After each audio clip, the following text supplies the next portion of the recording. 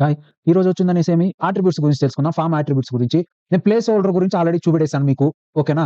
Next required అని మనం ఏదైనా ఒక ఫార్మ్ మనం సబ్మిట్ చేస్తున్నాంరా అంటే, ఇప్పుడు నేను మీకు ఒక ఫార్మ్‌ని ఇక్కడ ఏం చేస్తాను, ఇక్కడ చూడండి. మీకు ఎగ్జాంపుల్‌కి చూపెట్టడం కోసం నేనేం చేస్తాను, ఇది తీసుకుంటాను. ఇది కదా! నేను నెక్స్ట్ ఇప్పుడు దీన్ని తీసుకుంటున్నాను. ఓకే.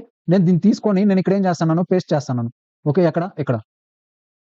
ఇక్కడ పేస్ట్ చేసిన తర్వాత నేనిక్కడ ఏం చేస్తున్నాను, ఈ ఫార్మ్‌ని, ఇన్‌పుట్‌ని లాస్ట్‌లో తెచ్చి పెడతాను. ఇక్కడ చూడండి. ఇక్కడ నేనేం చేస్తాను, లాస్ట్‌లో పెడతాను. ఇక్కడ సెలెక్ట్ కంటే తర్వాత పెడతాను. ఓకే. సెలెక్ట్ అయింది కదా! ఇక్కడ నేనేం చేశాను, మేలు, ఫీమేల్ అనేసి పెట్టాను. నేనిప్పుడు ఇక్కడ ఏం చేస్తాను, సెలెక్ట్‌లో ఇక్కడ రిక్వైర్డ్ అని పెడతాను. ఇక్కడ నేనేం చేశాను, రిక్వైర్డ్ అని పెట్టాను. ఇది ఆటోమేటిక్‌గా ఏం చేస్తుంది, తీసుకుంటుంది. ఎందుకు ఇప్పుడు ఆటోమేటిక్‌గా అది సెలెక్ట్ అయింది కాబట్టి. అర్థమవుతుందా? అలా కాకుండా నేనిక్కడ ఏం చేస్తాను, ఇంకోటి ఏదైనా తీసుకుంటాను. ఇక్కడ నేనేం చేస్తున్నాను, ఇప్పుడు నేనిక్కడ దీన్ని తీసుకుంటాను. ఓకే. సబ్మిట్‌కి కింద నేను దీన్ని కాపీ పేస్ట్ చేస్తాను. మీకింకా బాగా అర్థమవుతుంది. ఇప్పుడు నేనిక్కడ ఏం చేశాను, ఇక్కడ ఫార్మ్ తీసుకున్నాను. ఇక్కడేమొచ్చింది, యూజర్ నేము, పాస్వర్డ్ వచ్చింది. ఓకేనా? ఇప్పుడు నేనిక్కడ ఏం చేస్తాను, బిఆర్ ఇక్కడేమి ఇది యూజర్ నేము, ఇది పాస్వర్డ్ అనుకోండి. ఓకే. ఇప్పుడు నేను దీనికి ఇక్కడ నేనేం చేస్తాను, యూజర్ నేమ్ అని పెడతాను. నెక్స్ట్ దీనికొచ్చిందనేసి నేనేం పెడతాను, పాస్వర్డ్ అని పెడతాను. ఓకేనా? నెక్స్ట్ ఇక్కడ లాగిన్ మనకు అవసరం లేదు. ఎందుకంటే లాగిన్‌కి బదులు మనకి ఇక్కడేముంది, సబ్మిట్ అనేసి ఉన్నది కాబట్టి. సబ్మిట్ చేసిన వెంటనే మనం ఎక్కడికెళ్ళాలా, దీనికెళ్ళాలన్నమాట. ఈ పేజ్‌కెళ్ళాలా. ఓకేనా? ఇప్పుడు నేనిక్కడ ఏం చేస్తున్నాను, ఇప్పుడు నేనిక్కడ ఏదైనా టైప్ చేస్తే కూడా ఇదేమవుతుంది, తీసుకుంటుంది. సబ్మిట్ అయిపోతుంది. ఇక్కడ చూడండి, సబ్మిట్ అయిపోయిందా? ఇప్పుడు నేనేం చేస్తాను దీన్ని, అలా కాకుండా నేనిక్కడ యూజర్ నేమ్ రిక్వైర్డ్ అని పెడతాను. ఓకే. ఇక్కడ చూడండి, నేనేం పెడతాను, user name required. User name required అని పెట్టిన తర్వాత నేనిప్పుడు ఇక్కడ సెలెక్ట్ చేయలేదనుకోండి, సెలెక్ట్ చేయకుండానే ఇప్పుడు నేనిక్కడ దీన్ని సెలెక్ట్ చేసుకున్నాను. నెక్స్ట్ యూజర్ నేమ్ పెట్టలేదు. నేనిక్కడ ఇది అంటున్నాను. నేనిక్కడ ఏం చేస్తాను, సబ్మిట్ చేస్తాను. ఇక్కడ చూడండి. వచ్చిందా? ఇప్పుడు అదే నేనిక్కడ ఏం చేస్తాను, పాస్వర్డ్ తర్వాత కూడా నేనేం చేస్తాను, ఇక్కడ రిక్వైర్డ్ అని పెడతాను. ఓకే. ఏమని పెడతాను, రిక్వైర్డ్. రిక్వైర్డ్ అని పెట్టిన తర్వాత ఇప్పుడు నేనిక్కడ ఏం సబ్మిట్ చేయలే కదా! ఇక్కడ చూడండి ఎర్రర్ వస్తుంది. నేనిప్పుడు ఇది ఫస్ట్ ఇది ఉంది కాబట్టి ఇది వచ్చింది. ఇప్పుడు నేనిక్కడ ఏమి టైప్ చేస్తున్నాను. నేను మళ్ళీ ఏం చేస్తాను, రిక్వైర్డ్ అని పెడతాను. ఇది బ్లాంక్ ఉంది కాబట్టి ఇదొచ్చింది. కానీ ఫస్ట్‌లో ఏం చేసింది, ఇదొచ్చింది. నెక్స్ట్ అలా కాకుండా నేనిక్కడ సెలెక్ట్‌లో పెట్టాననుకోండి, రిక్వైర్డ్ ఎందుకంటే ఇది ఆల్రెడీ డిఫాల్ట్‌లో సెలెక్ట్‌లో ఉంది కాబట్టి నీకు సెలెక్ట్ అవుతుంది. ఓకేనా?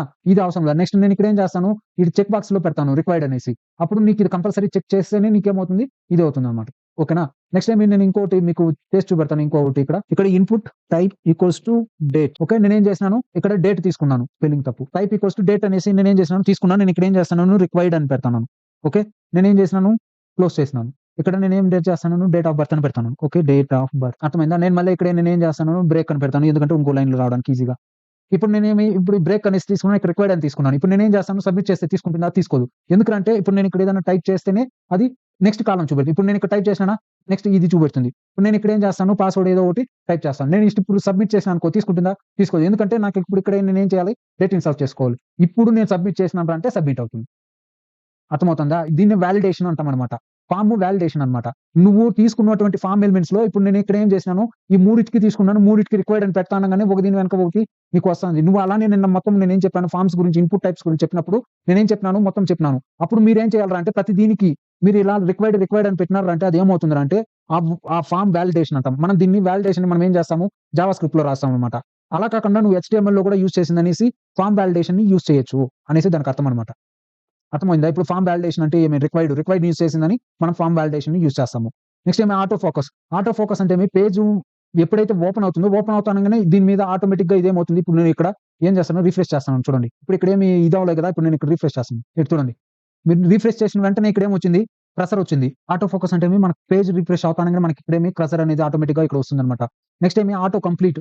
Auto complete attribute specify whether the form of individual input field should have auto complete functionality enabled. For most text based form fields this results drop down appearing the user types. అంటే మనం ఇక్కడ ఏదన్నా type చేస్తానన్నామంటే ఇక్కడ ఆటోమేటిక్‌గా అది కనపడుస్తుందన్నమాట. అంటే మనం ఇంతకుముందు ఎంటర్ చేసినటువంటి వాల్యూస్ దాన్ని ఏ విధంగా ఎనేబుల్ చేస్తాంరా అంటే ఈ విధంగా auto complete equals to on అని పెట్టినాంరా అంటే మనకు ఆటోమేటిక్‌గా ఇక్కడ కనిపిస్తుందన్నమాట. సో ఆటో కంప్లీట్ అని పెడతానంగానే మనం ఇక్కడ టైప్ చేస్తా అంటే ఆటోమేటిక్‌గా అది ఏం చేస్తుంది, తీసుకుంటుందన్నమాట. అర్థమవుతుందా? ఇప్పుడు చూడండి, డి అని టైప్ చేస్తానంగానే వచ్చిందా ఇది? ఆ విధంగా. ఇప్పుడు చూడండి, ఇక్కడ ఇలా వస్తాం చూసారా? దాన్ని మనం ఏమంటాము, ఆటో కంప్లీట్ అంటాం. అంటే ఆటోమేటిక్‌గా ఇంతకు ముందు ఎంటర్ చేసినటువంటి వాల్యూస్ ఆటోమేటిక్‌గా వస్తుందన్నమాట. Next pattern. ప్యాటర్న్ అంటే సపోజ్ ఇప్పుడు నేను ఇక్కడ ఏమి ఇస్తాను, ఇక్కడ మీకు ఒకటి చూపెడతాను. ఇప్పుడు మీకు ఇక్కడ నేనేం చేస్తాను, పిన్ కోడ్ అని పెడతాను. ఓకే. ఇప్పుడు ఇక్కడ చూడండి, నేనేం చేసినాను, input type equals to text, name equals to zip code.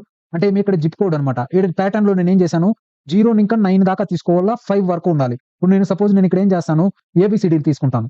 Okay. ఇప్పుడు నేను సబ్మిట్ చేస్తే తీసుకుంటుందా? తీసుకోదు. చూడండి, please match the request format. అంటే మనము ఏ ప్యాటర్న్ అన్నమాట. మనం ఇక్కడ ఏం చేస్తాము, ప్లీజ్ ఎంటర్ ఏ ప్లేస్ అంటే మనం ఇక్కడ టైటిల్ కాడ మనం ఏం చేస్తాం అంటే ఇక్కడ ప్లేస్ హోల్డర్ అని పెడదాం. ప్లేస్ హోల్డర్ అని పెట్టినారంటే ఇక్కడ 5 డిజిట్ జిప్ కోడ్ అనేసి వస్తుంది. జిప్ కోడ్ అంటే ఏమి please enter a number only లేదా ప్లీజ్ ఎంటర్ జిప్ కోడ్ అనేసి ఉంది కదా. సో నేను ఇప్పుడు ఇక్కడ లెటర్ టైప్ చేస్తాను, నేను సబ్మిట్ చేస్తే తీసుకుంటుందా? తీసుకోదు. అదే నేను ఏం చేస్తాను, నంబర్స్ వేస్తాను. 5, 1, 2, 4 ఎన్ని లెటర్స్ ఉండాలి అక్కడ? 5 ఉండాలి. కానీ ఇక్కడ నేను ఎన్ని ఎంటర్ చేసినాను? 6 ఎంటర్ చేసినాను కాబట్టి అదేమి రిక్వెస్ట్ ఫార్మాట్ అంటుంది. సో నేను ఇంకో 5 తీసేస్తాను. చూడండి 5 తీస్తానంగానే అదేమైంది? వెళ్ళిపోయింది. నెక్స్ట్ ఏమి ఇక్కడ నేను ఇక్కడ టైటిల్ కార్డ్ నేనేం చేస్తాను, దీన్ని నేను తీసేసిందని నేనేం చేస్తాను, ప్లేస్ హోల్డర్ అని పెడతాను. మీకు అంటే అక్కడ వచ్చినటువంటి యూజర్‌కి మనం ఏం టైప్ చేయాలి, credit card number is 16 digits. ఇప్పుడు నేను ఇక్కడ ఏం చేస్తున్నాను 0-9 ఇంకా 16 డిజిట్స్ ఉండాల. అలా కాకుండా నేను ఇక్కడ ఏం చేస్తాను 5, 6, 4, 5 చూద్దాం. ఓకే. ఇప్పుడు నేను ఎన్నో ఇక్కడ చూడండి ప్లీజ్ మ్యాచ్. ఇప్పుడు నేను ఇక్కడ ఏం చేస్తాను లెక్క పెట్టిందనేసి 1, 2, 3, 4, 5, 6, 7, 8, 9, 10, 11, 12, 13, 14, 15, 16, 17. సో ఇప్పుడు చూడండి ఇప్పుడు తీసుకునిందా అంటే 17 కంపల్సరీ ఉండాలి. నెక్స్ట్ ఏమి యూజర్ నేమ్. ఇక్కడ యూజర్ నేమ్‌లో వచ్చిందని నేనేం పెట్టాను, టెక్స్ట్ పెట్టాను, ప్యాటర్న్ A to Z పెట్టాను. Capital A, small Z, capital Z 10 ఉండాల. నేను అలా కాకుండా స్మాల్ లెటర్స్‌లో నేనేం చేస్తాను, నేను పెడతాను, సబ్మిట్ చేస్తాను. ఇది తీసుకోదు. ఎందుకు తీసుకోదు? ఇప్పుడు చూద్దాం 1, 2, 3, 4, 5, 6, 7, 8, 9, 10 సబ్మిట్ చేద్దాం. తీసుకోదు. ఎందుకు తీసుకోదు? క్యాపిటల్ లెటర్స్‌లో పెట్టినాను కాబట్టి. నేనేం చేస్తాను A, B, C 3 అయిందా? 4, 5, 6, 7, 8, 9, 10 ఇప్పుడు సబ్మిట్ చేద్దాం. సబ్మిట్ అయింది. ఎందుకంటే ఈ ప్యాటర్న్ అనేసి ఈ ప్యాటర్న్‌ని మనం ఇంతకుముందు ఏం చేస్తాంటిమి, జావా స్క్రిప్ట్‌లో యూజ్ చేస్తాంటిమి. ఇప్పుడు మనమేమి దీంట్లోనే ఈ ప్యాటర్న్స్‌ని మనం యూజ్ చేసిందనేసి మనము ఏ యూజర్ దగ్గర ఇంకా ఏం కావాలనో దాన్ని తీసుకోవచ్చనమాట. ఇప్పుడు ప్యాటర్న్ అంటే ఏమి అర్థమైంది కదా మీకు. నెక్స్ట్ మినిమమ్, మాక్సిమం గురించి నేను ఇంతకు ముందే చూపెట్టాను మీకు.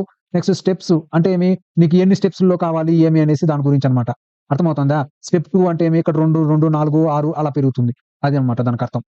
ఇప్పుడు మీకు ఇది బాగా అర్థమైంది కదా ప్యాటర్న్స్ గురించి. మీకు దీంట్లో ఇంకేమన్నా డౌట్ ఉందా? ప్యాటర్న్స్ అంటే ఏమి, ఎలా ఏమి అనేసి. ఈ ఫార్మ్ అట్రిబ్యూట్స్ అయింది, సెలెక్ట్ అయింది, ఆప్షన్ అయింది. మీకు వీటిల్లో ఏదైనా డౌట్స్ ఉందా? డౌట్స్ ఉంటే దయచేసి కామెంట్ చేయండి. నేను దాన్ని ఎక్స్‌ప్లెయిన్ చేయడానికి ట్రై చేస్తాను. ఓకేనా? Thank you.